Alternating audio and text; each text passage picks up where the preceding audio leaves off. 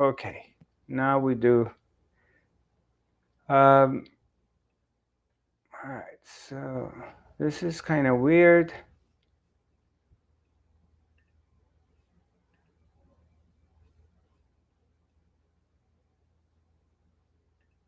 Okay.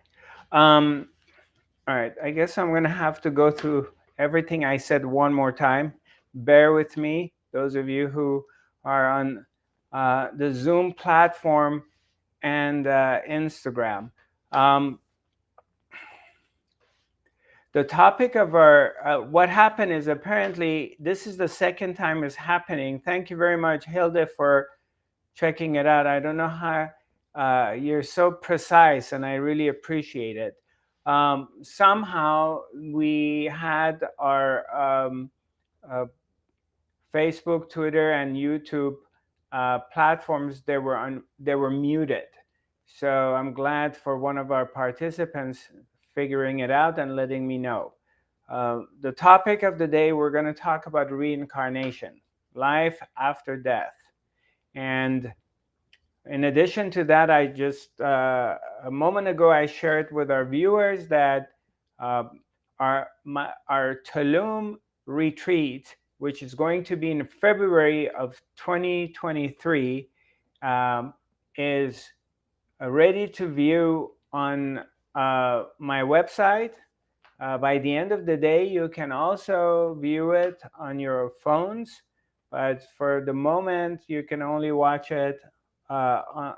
It's right if you're checking it out. It's on the computer, and this is a joint retreat that we're going to be doing with Paramji, and later on today and next academies, I'm going to explain it more and get into it. But for now, I'm just really excited. I wanted it up today, so we finally were able to do it. And if you get a chance, check it out. If you have any comments, feel free to contact me. You can write to me at info@zarathustra.tv. I think we're ready to get going. Um, as always, let's take a few moments and just relax into now, in this moment. And let's just let go of whatever is going on in your mind, whatever your mind's been occupied with all day long. You're allowed to let go of it and just enjoy this moment, hang out in this moment, whatever is happening right now. Just take a deep breath and dive within yourself. But give yourself permission in this moment that you're allowed to relax. No matter what is going on in the world, outer world, and your inner world, you're allowed for the next 2 hours to disconnect with whatever is happening, and you're allowed to relax and dive into this moment, whatever this moment is.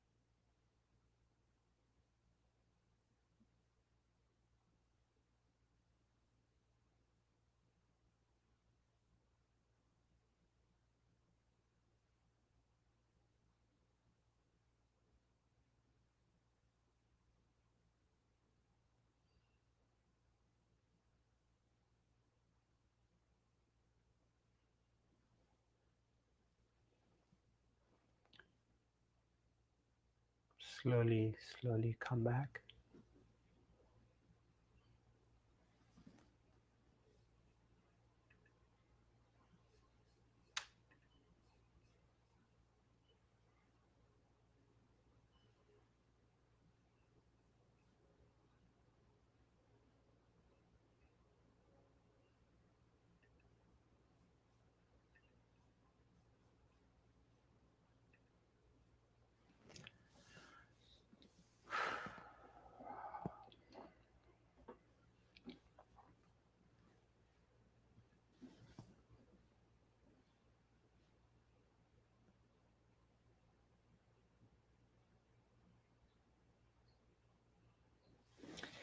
A very quick, effective way of disconnecting from the world, from the chaos, from the lila, from this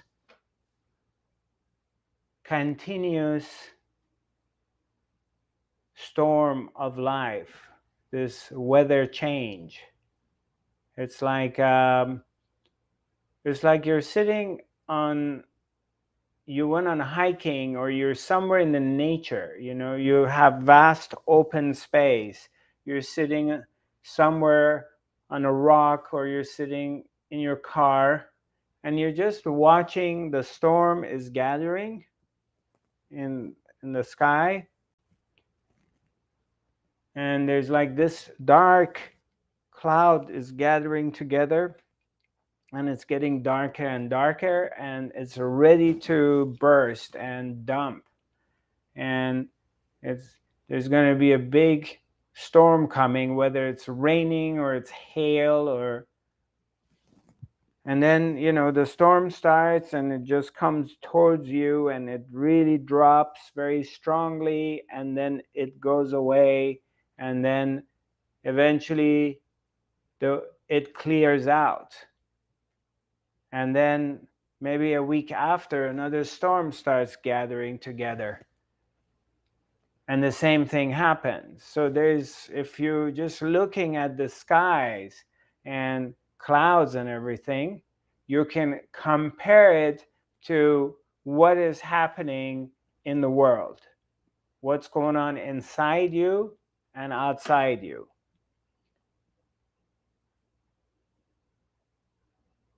There's always something builds up and brings up to a pivotal point of explosion, and then it explodes, and then silence comes after that, or it's quiet before, silence before the storm.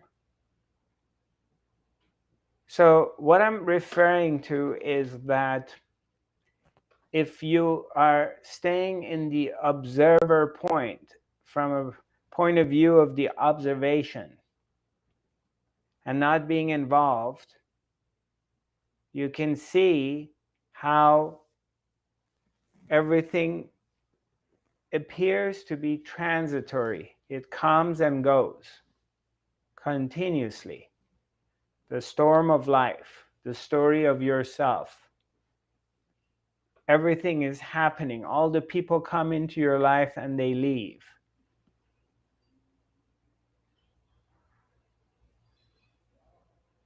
It always changes. Now, let's get to the topic of the day.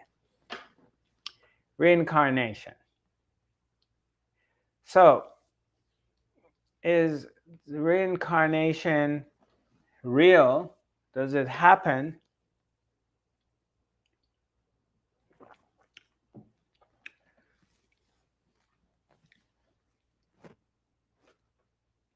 Or not? Are we going to just live one time and then we're gone? Or we come back? And so different traditions have different point of views, different ideas. Okay? So you have to understand one thing. However we slice this, however we talk about it, how beautiful my words may come out of my mouth, is still everything we talk about today is going to fall into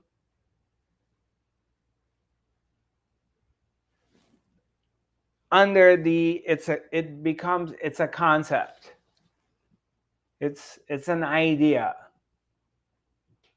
Okay, so the moment that anything that comes out of my mouth, it becomes a concept. So let's keep that in mind. And it doesn't matter who talks about it. It could be Ramana Maharishi, it could be Papaji, it could be Christ, it could be Krishna, it could be anybody that talks about it. Immediately, the moment it comes out of their mouth in words, it becomes a concept. So let's start keep in mind, and then we go on from there.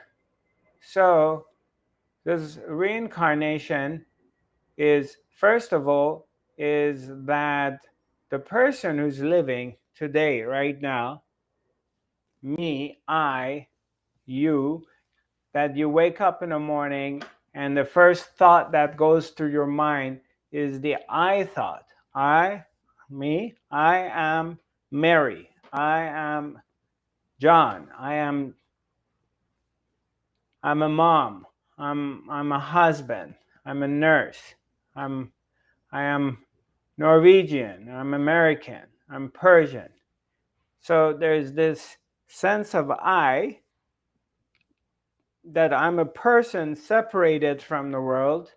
I'm an individual, and my attention is on the center of myself. It has a sense of separation and a sense of identity. That sense comes with everybody who's born, is being born. It's an automatic thing. It's a part of this life. So you have this sense that you're in control, you're an individual, and you're a separate entity from everything else. Okay? So you also are having this program within yourself that you have to preserve yourself no matter what.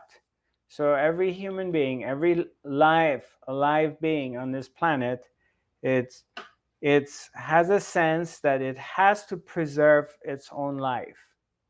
So it fights for it, or it tries to avoid any kind of danger. So this sense exists. So now people die. So we live for a period of time, and then at the end of that period of time, we die. So as you die, another person is being born. A new baby is being born. So obviously incarnation exists because it's very clear that people die and the new babies are being born. So the system recreates itself all the time. So, and what happens that every time a person is being born? Well, all the past memories are wiped out. Every time that a baby is being born, they don't remember anything of their past life and their experiences. So let's say that, so if you're being born in Norway, now you're going to learn the language Norwegian. If you're born in Middle East, in, I don't know, in Israel, you're going to learn Hebrew. So you don't have any information of another life. So it's all fresh and brand new every single time.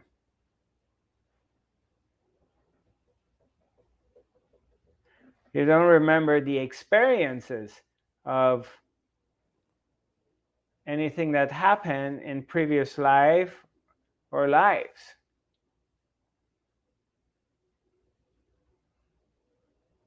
So, okay, number one is, how do you know that was you who lived these other lives?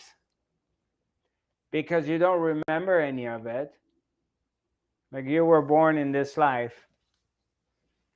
Okay, so you had to, no matter how old you are, you had to go through your childhood, adolescent, you know, then, in your 20s, 30s, you get married, you have children, you go to school, you go to war, your heart's broken. You had to go through all the experiences that you had to go through. And they're all fresh, brand new experiences. And you didn't bring any languages of your previous lives, so you had to learn a new language.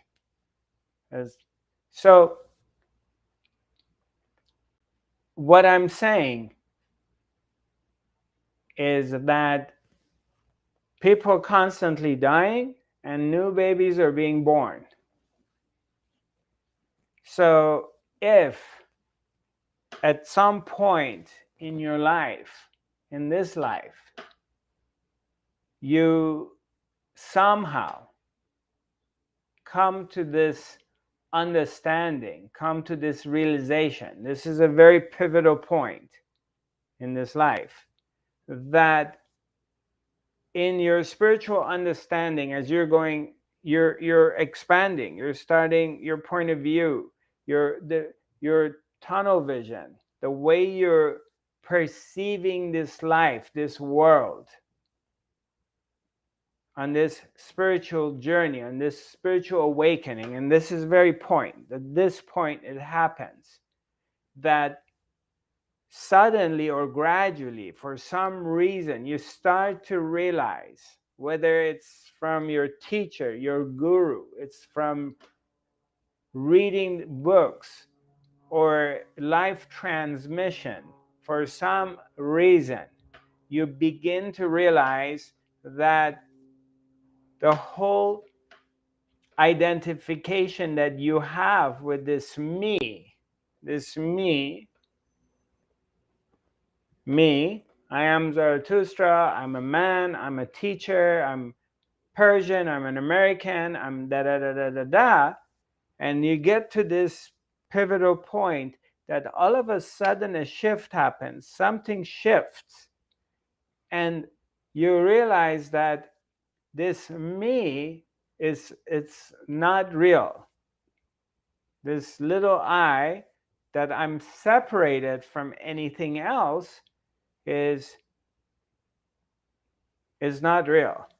There is the being that is here, and all of a sudden this being lost its sense of identification to a person, and it just gets freed. There's this realization that, wow, I'm the vastness, I'm not the person anymore. And to this transition that takes place, so all of a sudden also the realization takes place that, wait a minute, this me doesn't exist. So now it becomes very apparent that it was just a thought, it was an idea that was just ruling me all of my life. And this idea is all of a sudden is not there anymore, and there's just a vastness. Yet the body is here, experiences are happening through the body, but it's behind, inside it, it's just a vastness, it's consciousness. and it's not really identified to a person. And in that very moment also something snaps, because it's like it was never born. It's always here.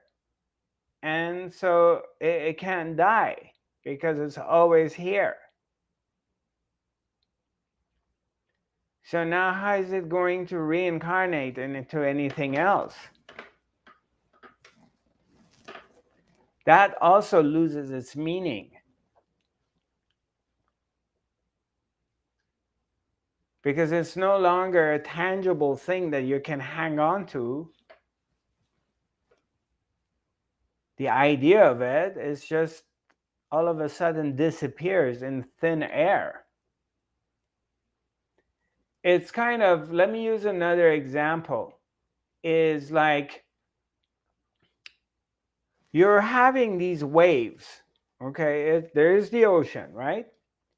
Well, you're seeing waves. The waves are forming and they're becoming really like huge. And then where does the wave go? They crash down to the beach. The wave goes back, and the water goes back into where? It goes back into the ocean. So you may be watching waves, and there's like 1,000 different waves you're watching in one day, that they're rising and they're falling back into the ocean. But is the wave ever separated from the ocean? No matter how big and bad and dangerous or fascinating a wave appears to be. Do you ever watch like this? Have you ever just, whether out of interest or just you happen to be watching some surfers in Hawaii? There's a part of Hawaii that they have all these major, huge waves, and you're watching these like gigantic waves rising, and the surfer is surfing it, and they're really scary. I mean, if you get caught in one of those, definitely you're going to die. And then the wave finally it falls down. But this wave comes from where? What is the wave? It is the ocean that just momentarily it appears in the way it is, and then it goes back into itself. So it just changes its form in that moment, but it's the same ocean. But it doesn't really go anywhere. Besides that, for a moment, it just changed its form and motion in that way.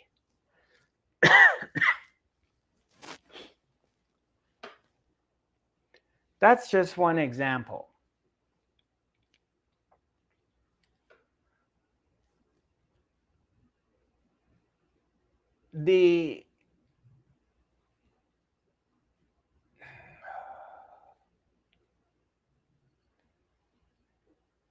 If you start getting scientific and you want to get deeper into things, and somehow you come across really diving into like what really makes matter, what is matter, like let's say the body or the wall or something, what makes it, and you're just getting deeper and you're going into the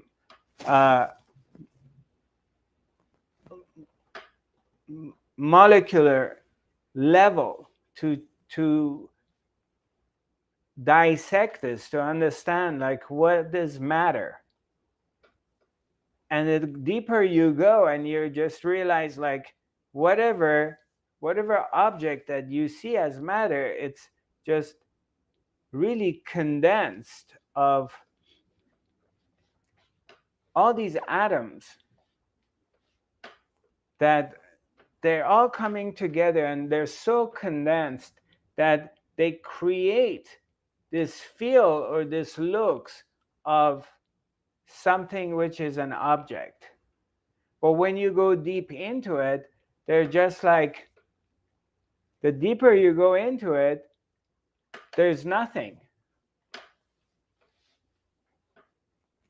It's just some sort of energy that is forming and appearing in that way. But when you go deep into it, it's just there's nothing. It appears to be that way, it feels that way.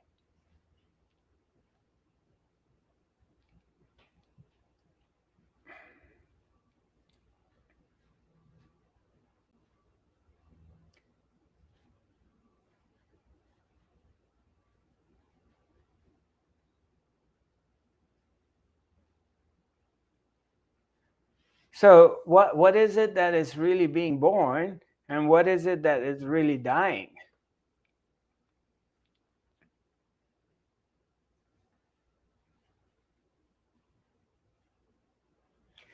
So in this reincarnation, in some way, does it exist? Yes, it does. It does exist, because that same I, that same being, that consciousness, that which is always here, is on a continuous basis, is taking forms as what we call it human beings, in a duration, in a time space, because everything happens in time, into this three-dimensional space and time. Something appears to be born, and that same thing, then it appears that it no longer exists. So if you really identify, you really believe, which most human beings on this planet do, because of the way things are and the way we're programmed, and it's a part of our genetic makeup to be in this place, is that you have a beginning time and you have an expiration time. So you start at one point and you're going to end at what point. And that's the belief of 99% probably of human beings on this planet. So you're going to start and you're going to end, because you're somebody, you're a person who was born, and this person is going to end. So you got a duration, you have an expiration time. But the moment your consciousness starts to open up and vastness starts to happen, and then you start getting the glimpses when you are in this place that it's pure silent. There's no thoughts.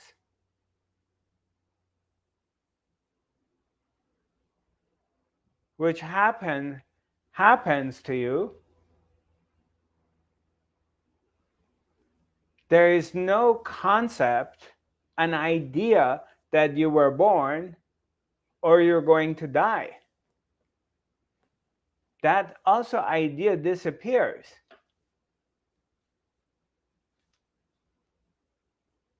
Because the idea of you being a person separated from what is, also it disappears. It's not existing anymore. And I welcome you to examine it for yourself. Don't take my word for it. Because if you take my word for it and you don't examine it for yourself, it's not your own discovery. You haven't discovered it for yourself. You can check it out by simply go beyond the mind. Simply just dive into this place of silence where there's no thoughts. There's no thoughts, and there is no you.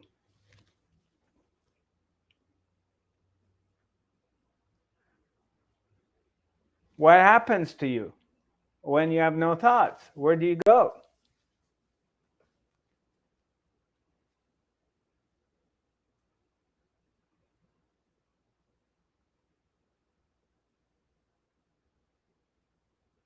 Because what happens that this idea that I'm a person, it disappears.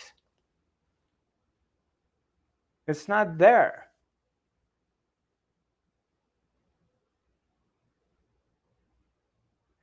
There is the experience of the vast consciousness experiencing life through this vehicle, through this unit, is experiencing, it's seeing things, it's touching things, feeling things. It can eat food and digest it and taste it. It can touch other human beings. It can get into an act of making love. Results in procreation or whatever, pleasure, pain.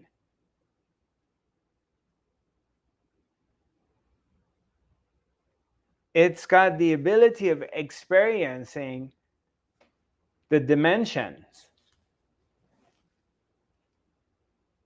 but it's not, it has no identification to it as a personal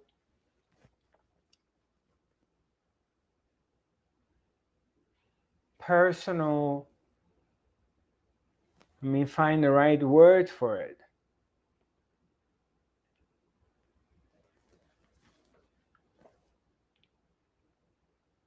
It's not a personal thing anymore. It's just an experience which is happening to the vastness through this body, through you, the body that you are claiming as who you are.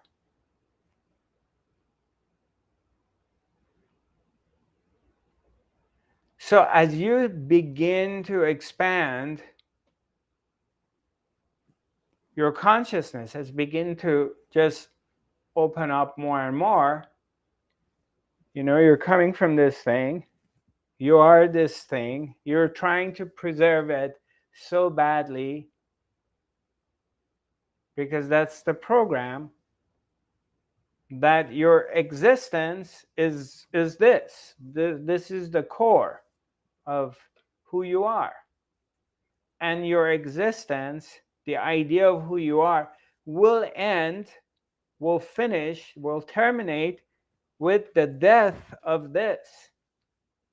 This is how you've been programmed from childhood.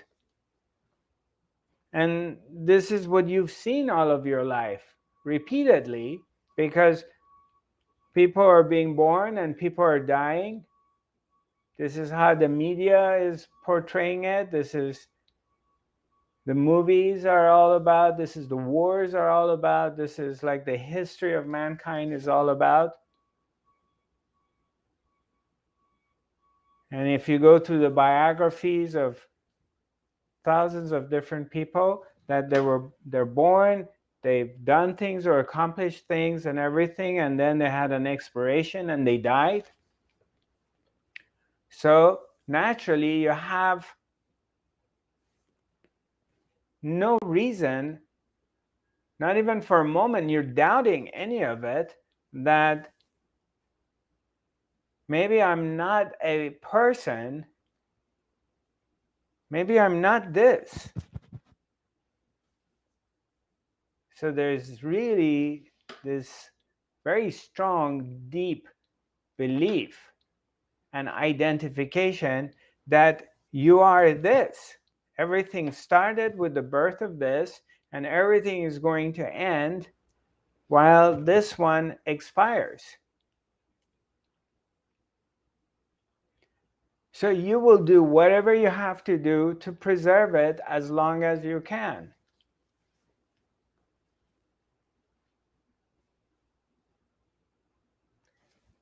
But there's a moment.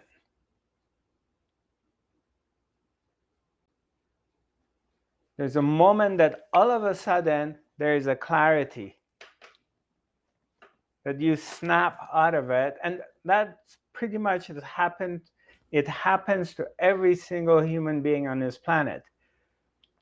But they just don't have a way of identifying it. You're not able to categorize it because we just don't know about it.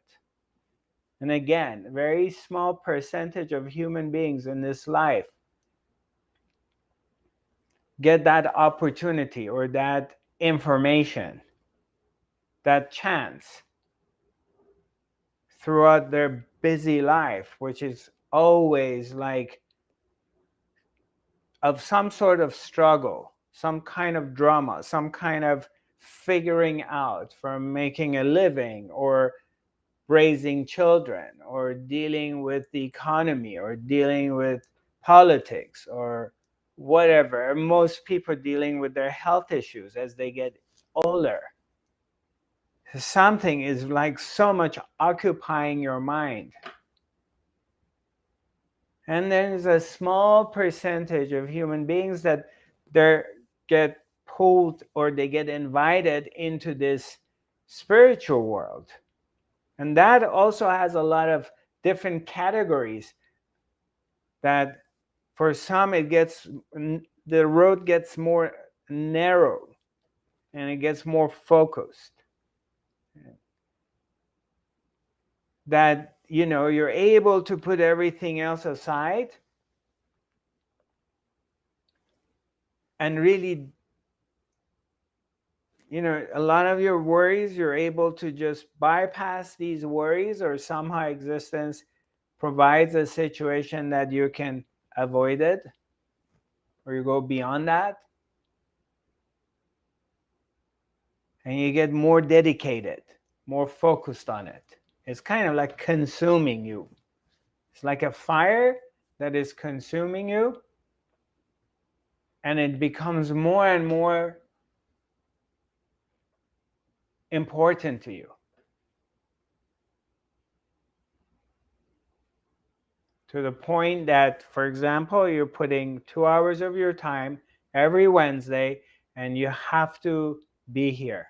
We all have to be here because it's very important. Because it becomes your focal point. It's like, I need this. I need to be here. I gotta be here. All of us.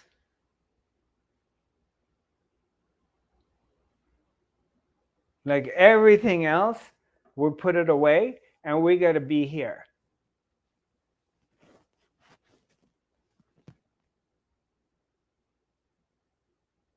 And that fire gets stronger. So then you're getting more focused and more focused in it. And in that focus, what happens is, boom, all of a sudden this shift happens. And you go beyond the mind. You go beyond the thinking mind. And in that shift, that transformation, that journey from the head, the thinking mind that is always trying to calculate things and figure things out in order of self-preservation, preserving itself, preserving its family, preserving its story, through this we call meditation or transformation, this journey from the head to the heart, you shift in. And all of a sudden you're here in your heart, one way of saying it, or you've gone beyond the mind into this place that it's silent, it's completely still. There's no thoughts, there's no story, and there is no you as this separate entity trying to reach God or trying to find happiness or trying to find love or trying to achieve nirvana. No, that person is not there. But it's just the pure experience of the being. So you're here, and there's no thoughts. And then boom.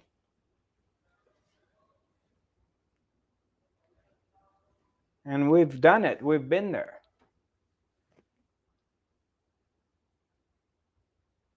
Tremendous vastness takes over.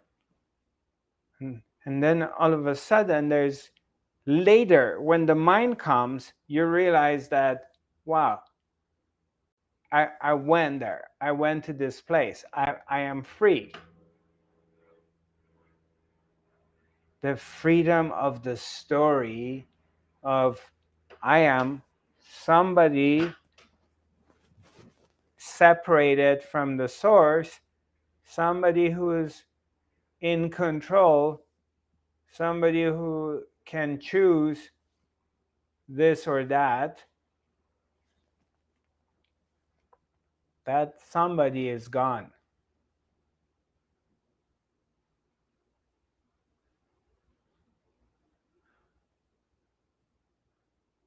And of course, there's tremendous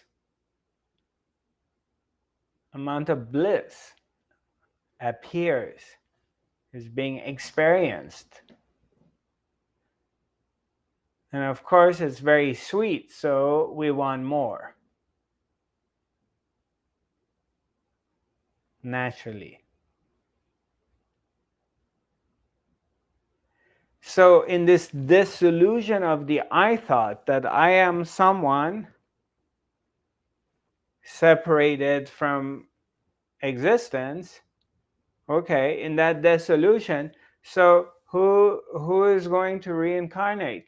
Who's going to die?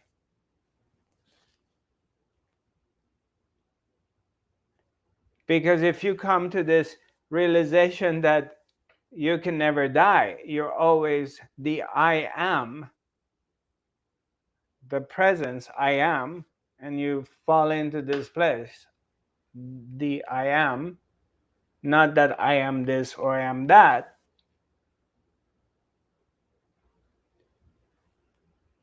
then who's going to die and who's going to reincarnate?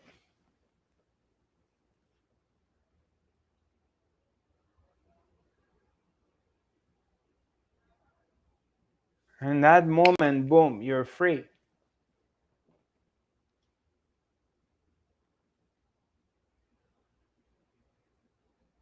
So that is one perspective of understanding it.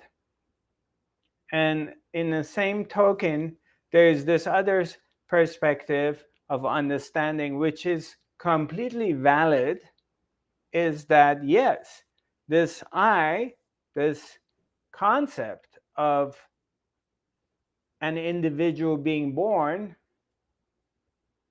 with this sense of me separated from the source, of course, is being reincarnated continuously because people die and new babies are being born. So this spirit that of life, it just jumps from one physical body into another physical body.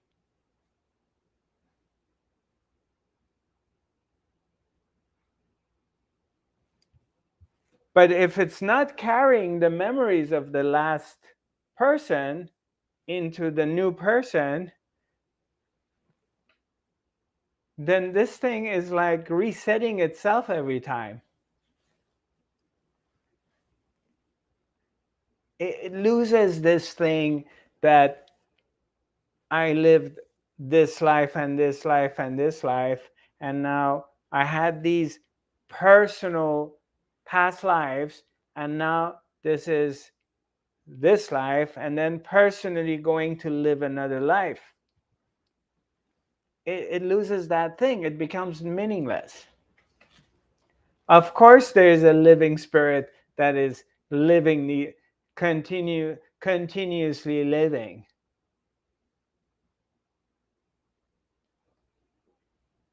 No doubt.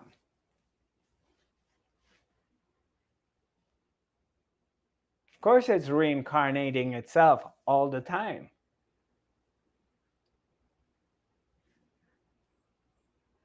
Does this make sense, or I made you confused?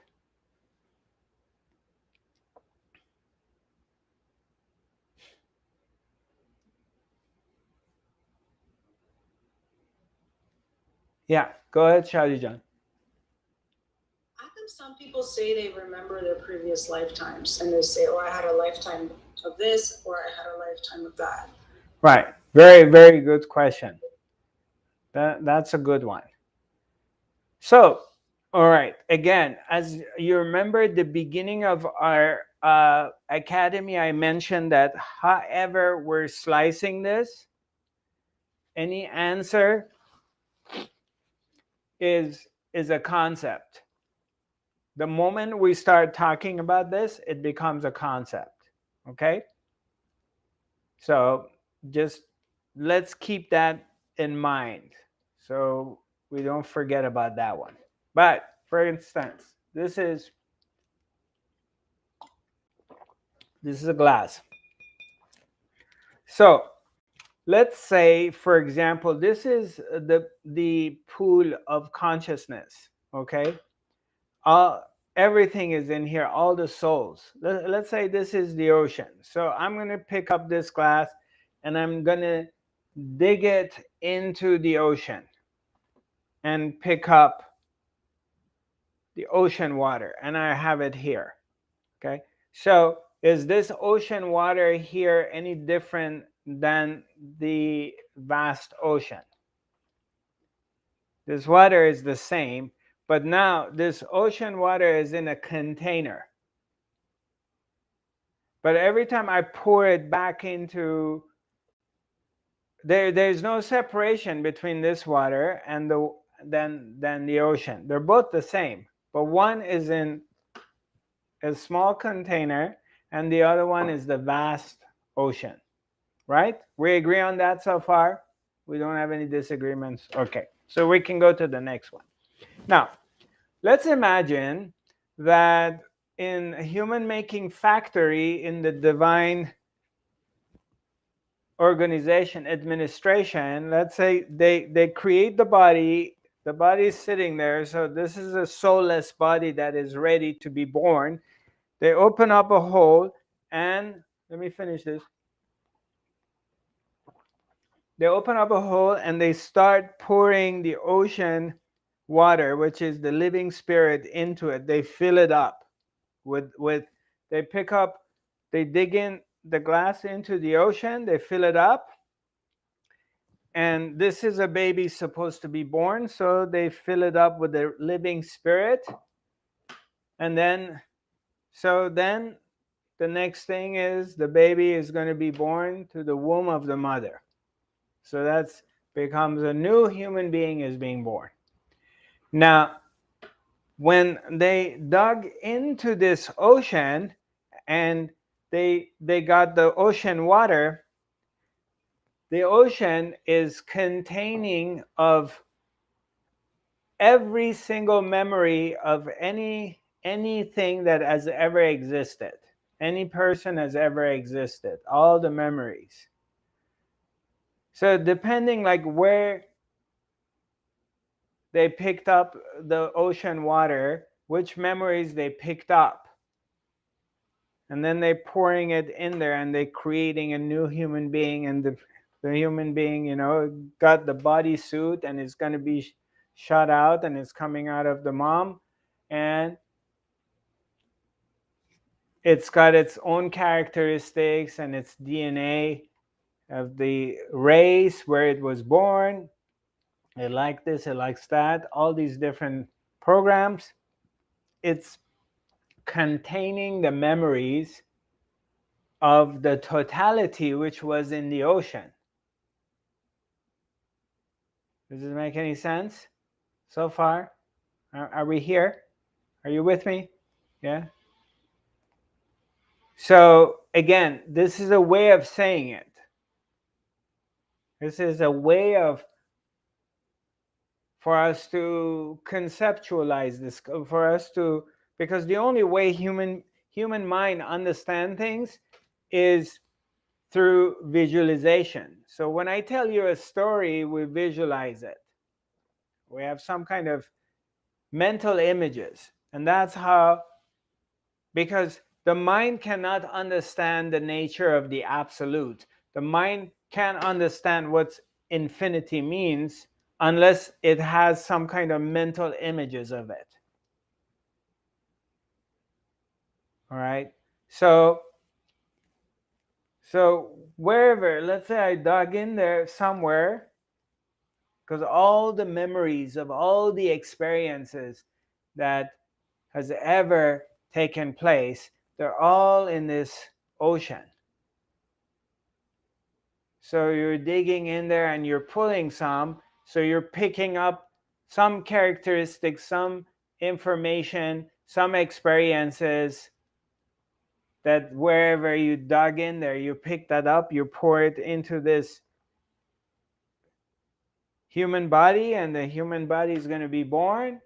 And now, because it's got this sense of individuality, it's got this sense of separation, so naturally it thinks that these memories that it's remembering of these lives and these experiences are personal, thinks that it's his or her experiences. He lived these lives.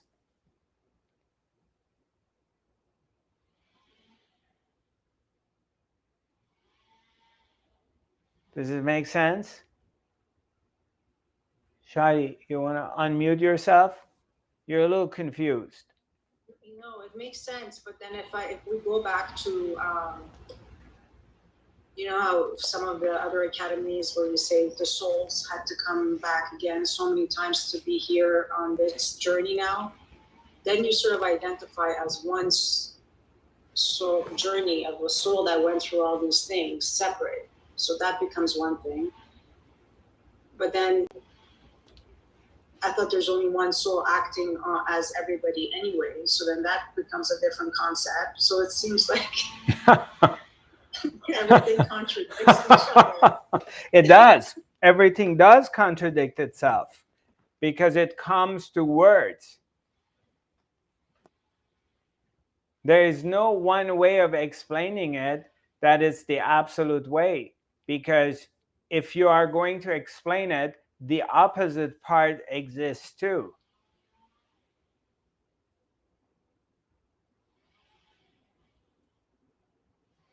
You cannot explain light. What is light?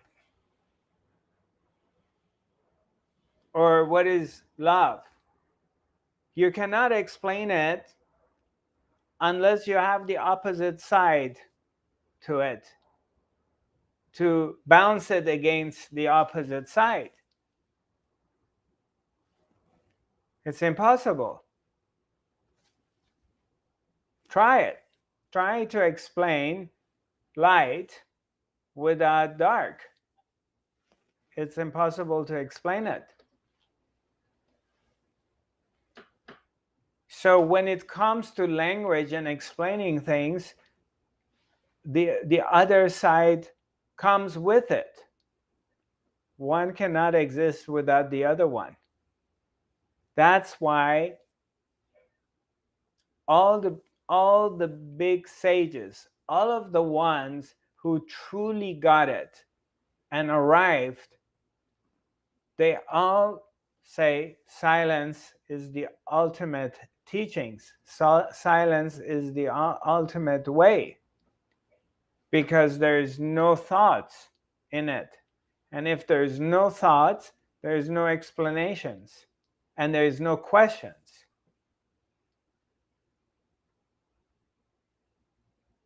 It always leads you back into the emptiness.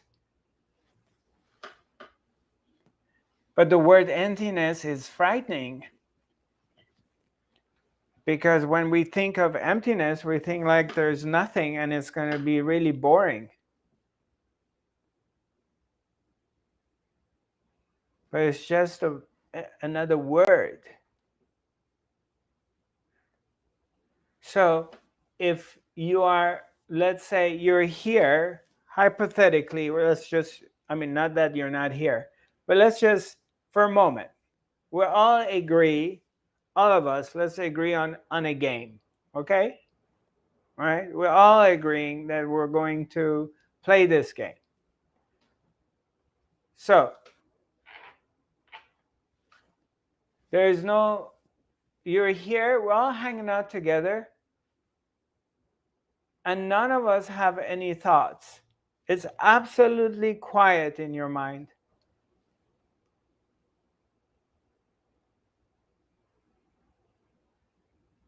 We're hanging out together, and there's no thoughts. None of us have any thoughts.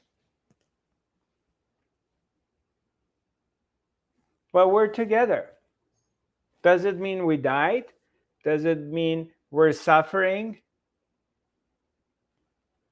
We're just hanging out together with no thoughts.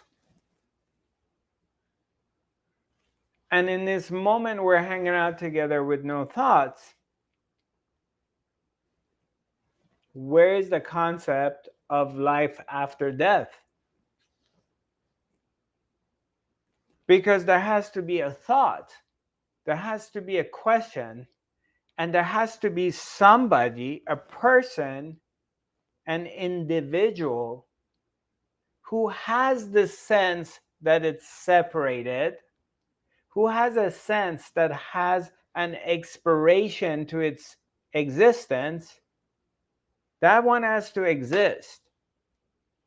And that one is going to come and question its own existence. But if that doesn't have any thoughts, there is no question. And there's no concept. There's no answers to this either, because nobody is questioning it. So it becomes meaningless. It's a nuisance. To whom does this become important? If if you have no question, because you have no thoughts. I'm not saying you're a stupor. I'm not saying you're dumb and you're like a robot. You're a conscious being here, but you're not thinking. Your mind is quiet. You're not dumb. You're just like, your mind has no thoughts. It's like a blue sky with no clouds in it. It just is.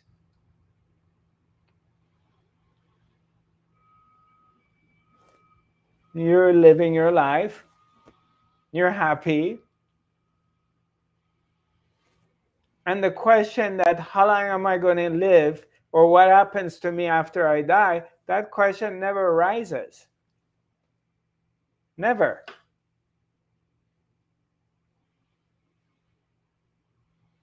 So then to whom is it important if there is life after death?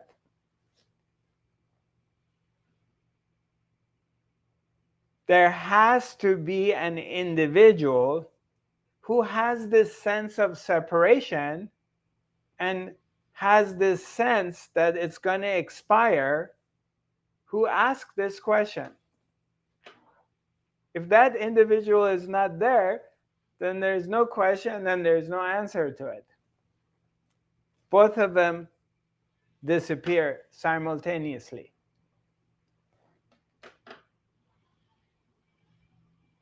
Do you see this? Do you see how you can free yourself? Do you see the trap we're in? Do you realize that? Hi, Julie. What kind of trap we're stuck into and how we're just going around and around? Go ahead. I'm hi. Go ahead, please. Absolutely. So people many times, well, I mean, it's a thing. Like past life regression and healing it's a big thing. Can you talk a little bit louder? Yes. Can you hear me better? Yeah. Okay. So past life regressions, and I mean, there's so many books that are written on this subject. it's a thing for many people because they receive a lot of healing. So they have a physical manifestation of some kind of symptom, some kind of illness, and they go through this regression and they find out, oh, it's from this other lifetime, and then they heal. So, would it be, drawing from what you said today, would it be, in a sense, accurate that they may also just heal from realizing that it's all just the same, and not in taking that story away altogether? Would they heal if? Tell me the last part of your question. You took away the story altogether. Do you understand that the story doesn't exist? Or is the healing from the story itself? Right.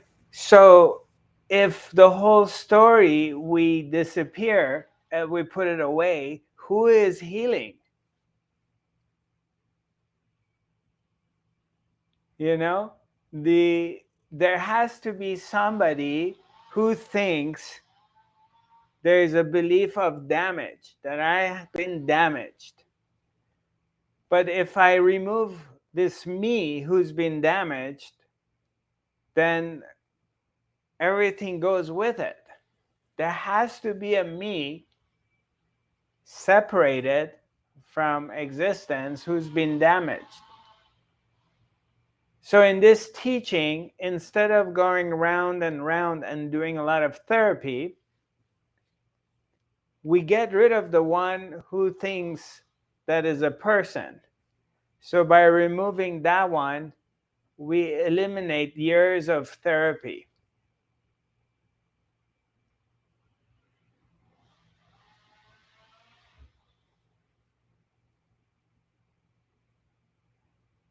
Is it making any sense, Julie?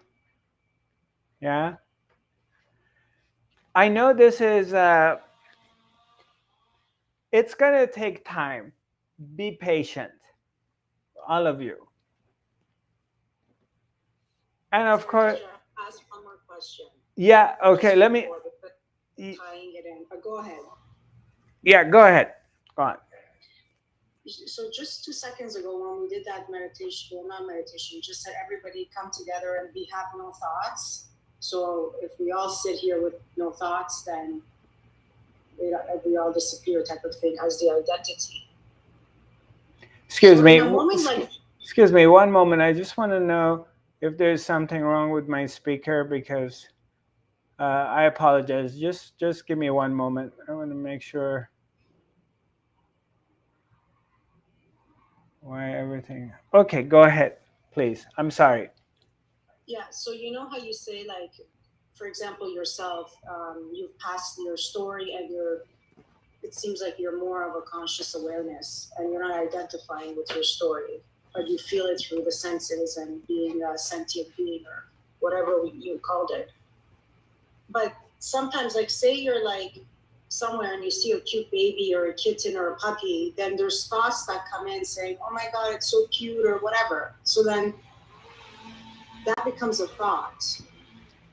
Okay. And then that thought then, but then the thought is from the character, or is the thought that is just part of the whatever at that moment that was reflected back because of whatever was in front of it? That's the same. So something in front, in some object in front, induce a thought within this other object. Right. And then now you're saying that there's times where there's absolutely no thoughts while you're like in lila. Yeah. Okay. When I say that you reach this place, okay, that your mind is not occupied all the time with blah blah blah blah blah blah blah blah. Okay, that doesn't mean that you've become a robot. It still doesn't mean you don't like things. You're not drawn to things and you don't dislike things. Coming to the empty mind, going beyond the mind, doesn't make you a robot.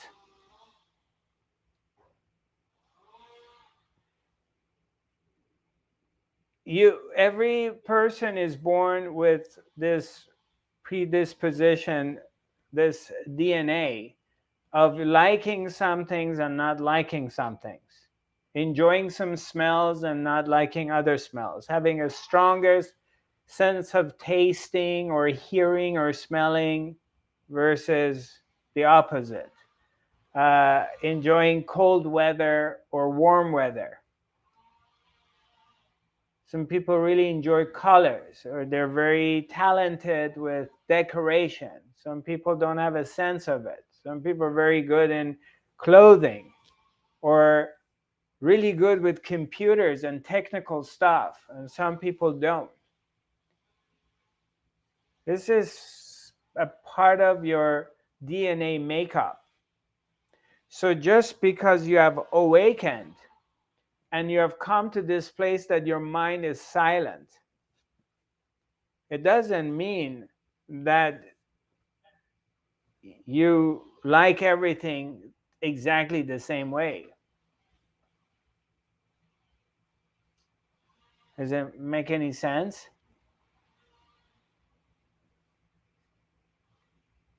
So when you say you go beyond the mind, for example, like in yourself, you don't have any thoughts really throughout the day, even when there's somebody like you're communicating and there's. I've never said that. I never said that I don't have the any. thoughts are there, but then this is just observing your own thoughts, and you're not identifying with the thoughts.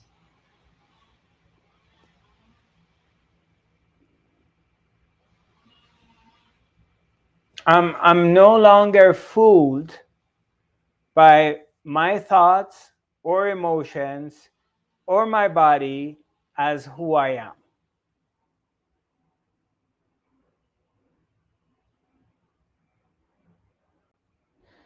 So my thoughts do not define who I am. And I got all kinds of different thoughts passing through. But I'm not fooled by them. I don't get identified, but they come and go. Emotions come and go. And the body is changing. So there is this firm establishment in the seat of the observer that no one can take away from me. But that doesn't mean I don't experience feelings, or I don't experience the body's ups and downs, or the emotions ups and downs, or the thoughts. Sometimes it's very busy, it's very stormy, and sometimes it's quiet. But that which I've discovered never changes. It's always solid. And this, if it clicks for you, you're free. If you recognize this other part, you recognize this part within yourself, which is always like, it's always been happening ever since you've been a child. You've been observing, like, the power of awareness, to be aware. Like, you're 5 years old, you are aware of where you are. You don't have any concepts of self-realization or awareness or observing, but you know you are. You're 12, 13 years old, and you are going to puberty. All of a sudden, as a guy, you start growing hair, you're getting hair, your armpit,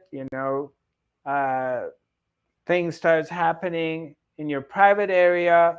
As a girl, you start to grow boobs and your hips getting bigger, or you go through menstrual periods. So you're going through this shift, which is strange, but the Awareness is there. You are aware things are changing, but you still have the power of awareness. The awareness did not change. You are aware that you're going to these shifts, but the awareness is the same awareness when you were 5 years old. You were aware, and now you're aware. Then you get around 18, 19, 20 years old. Your agendas change. You are interested in boys, you're interested in fashion, you're interested in going to parties, your hormones, they're pumping, but you still have the power of awareness. You're still aware. Then you're in your late 20s, you're looking for a career or you were thinking about marriage. Your agenda changed, your personality is shaping, your confidence has changed, but you're still aware. And you start getting older. And you come to where you're at now. The sense of being aware, your ability to be aware is the same ability of being aware as you were 5 years old. That ability never changes. It always remains the same.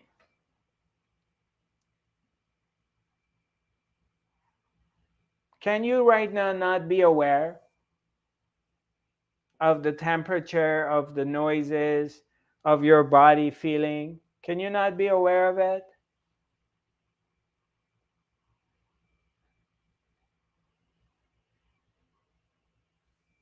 That awareness remains the same. So we can say that's the power, that's your observing yourself. We can change the word. It remains the same. Everything else is changing. So when the shift happens, when you recognize that you are the awareness, not what's changing. So a shift happened. Rather than your focus as of your identification to be on what is changing, or your life story or emotional story or physical, shifts on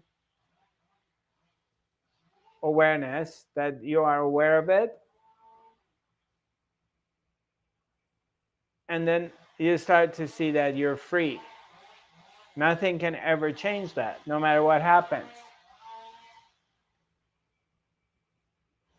Could you hold on a moment? There's construction near by our home. I want to close this window. Just one moment. I'll be right back, okay? Okay, I'll be right back.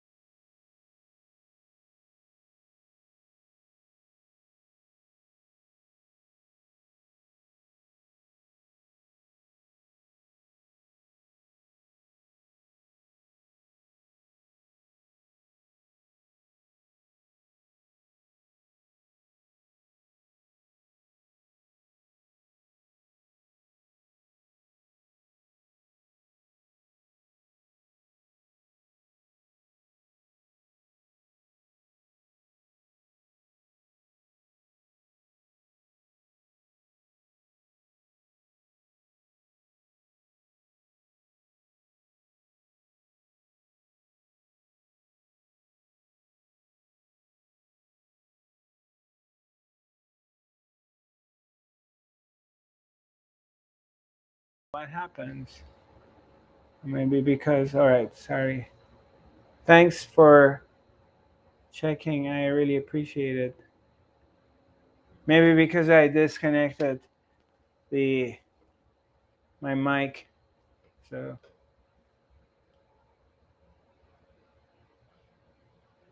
yeah, so the topic of reincarnation, it's it does exist. And as long as you believe that you're an individual separated from everything, yeah, you die and you're reborn. Because that's the story for when you think you're a person. But as you recognize that you're not a person and you're not limited to who you think you are and you're the vastness, then the reincarnation disappears too. So it all depends where you're at. Where are you in your vision, in your consciousness?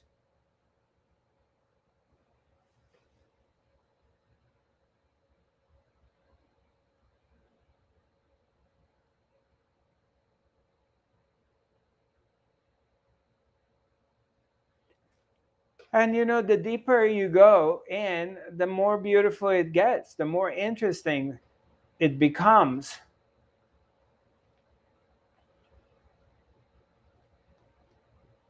This whole thing gets more interesting and more interesting as you go forward.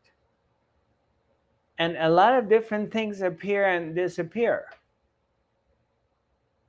Like when in 2009, when these entities, beings, you know, identifying themselves as my 5D, fifth dimensional guides, they start taking over and downloading this information, okay, which I don't even give it any thoughts anymore.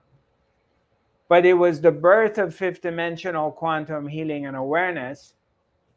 I mean, I have no idea where it came from. I never thought about fifth dimension. It never was like anything that I knew about or I gave it any importance.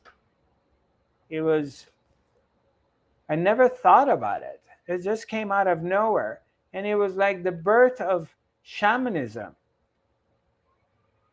A shaman came out of it with, and even when you get into the act of shamanism, the whole act of shamanism and of the healing world and shamanic world, in the true essence of it, it separates you from the idea of who you are.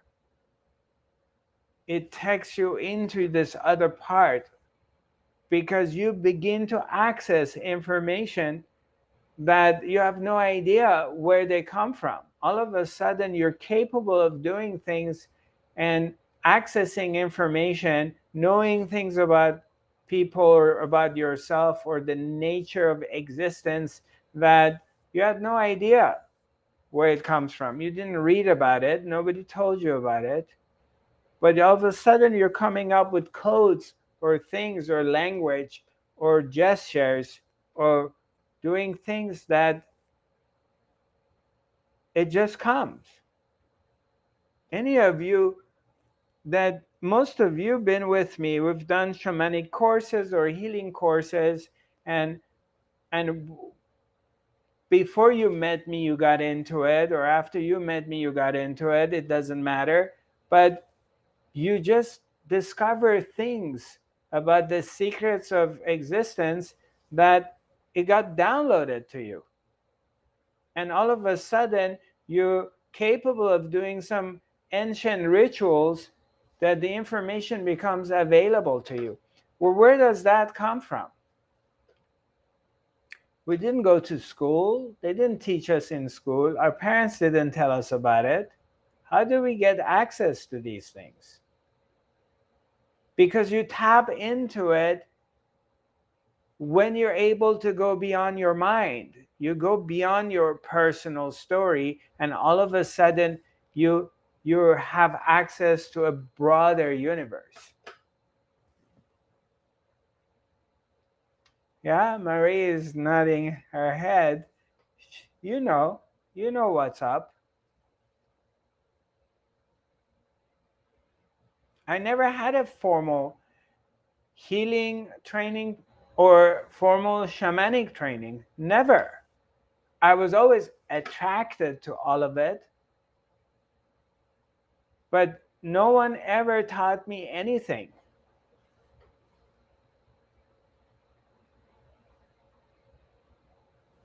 I was blessed to be around a couple very incredible healers, but I never had any sort of training. Everything just got downloaded. But environment is very important. To position yourself in a place, in an environment that supports your growth. You cannot control the speed of your own growth. I mean, you can do the best that you can do, as all spiritual disciples, all the spiritual seekers, they always do the best they can to enhance things, which is great. But it's got its own speed. We'll do whatever we can do to oil the machine to have it run faster, but it's got its own speed. But one thing maybe you can do, maybe, is to position yourself in the right environment. Try to grow vegetables in Siberia. 99% you're going to lose. You won't have any crops. But try to grow vegetables in Hawaiian Island, or grow avocado in Mexico. They just grow like this because the environment, the weather, the temperature, everything is designed for growing avocados. So the spiritual environment is very important. Like, what we do is we come together in this fashion. It's very relaxed. It's not pretentious. It's not really fancy. It's very like homegrown. It's very like easy, relax. But we show up and we sit in silence and we come into this environment. So then you're giving yourself a chance for growth, spiritual growth.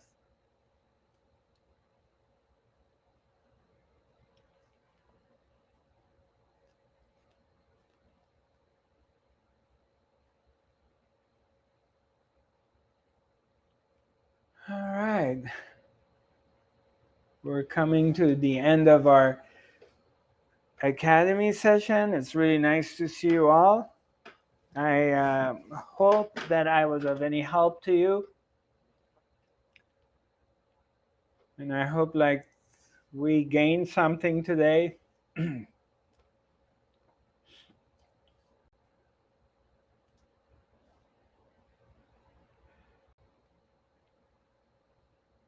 Besides everything we talk about, no matter what we go through, at the end of the day,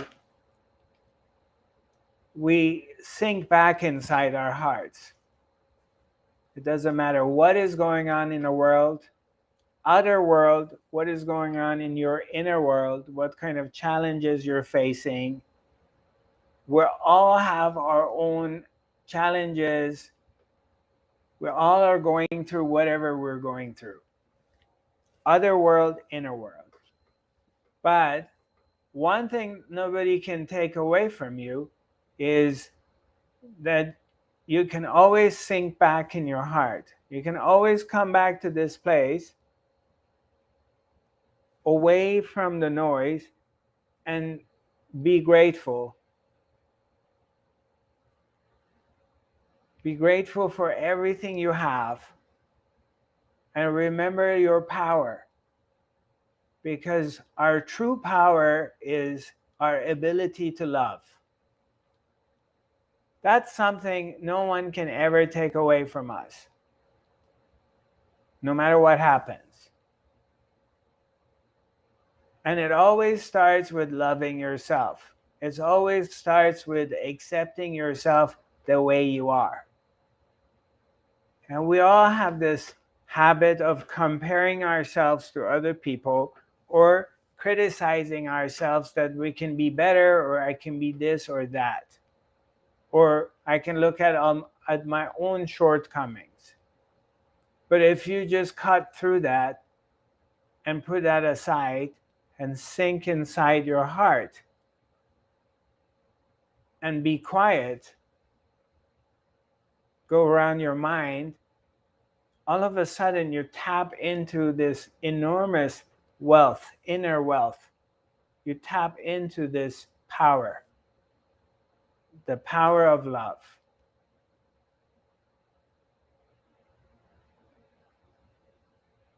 And it just takes over, even if it's for a few moments.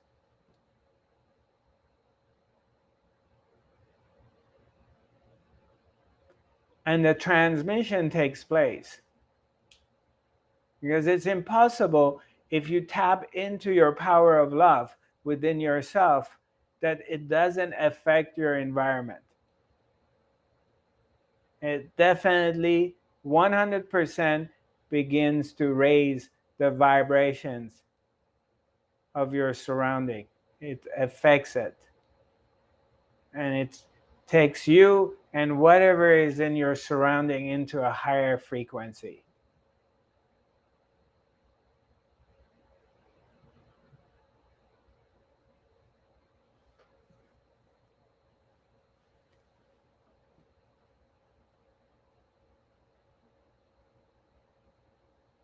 I just want to thank you for your wisdom and your explanation today. It was very great. Thank you. You're welcome. And thank you for keeping an eye on our other platforms. I appreciate it.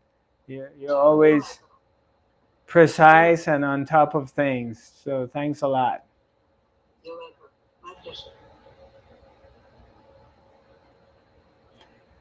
So just let's take a few moments together and connect our hearts with each other and with the universe.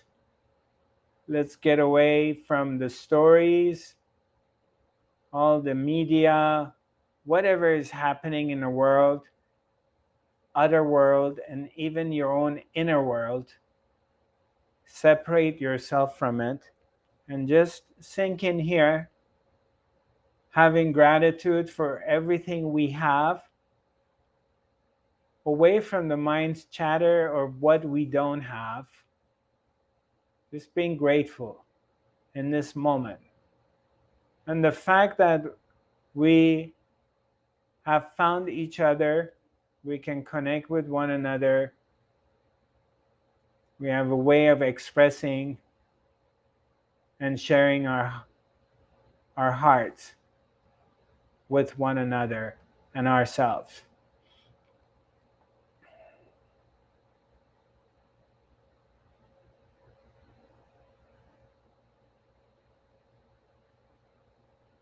Remembering that love is our true power. And when we tap into it, it overcomes all fears, worries, negativities, anxiety. And with this power, it allows us to heal ourselves and others. Let's be grateful for that.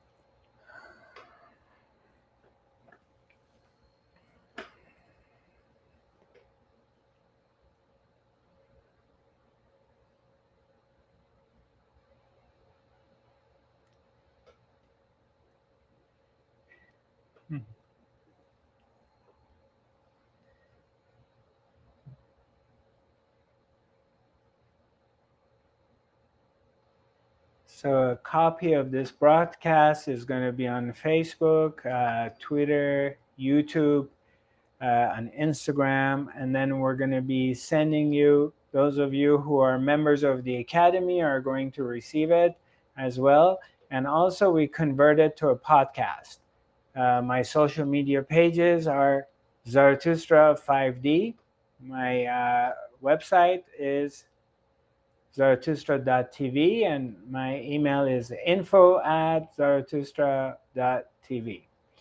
I look forward to connecting with you. We're going to have our next academy next Wednesday, inshallah, God willing. Existence allows it to be. That's the intention. And again, thank you for joining me. Much love.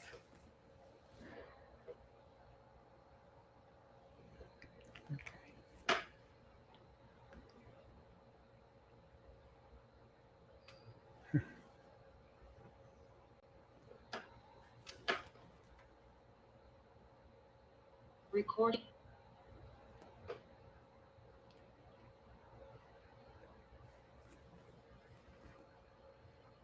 And my friends across the world on YouTube, Facebook, and Twitter, thank you for joining me. And I look forward to connecting with you next Wednesday.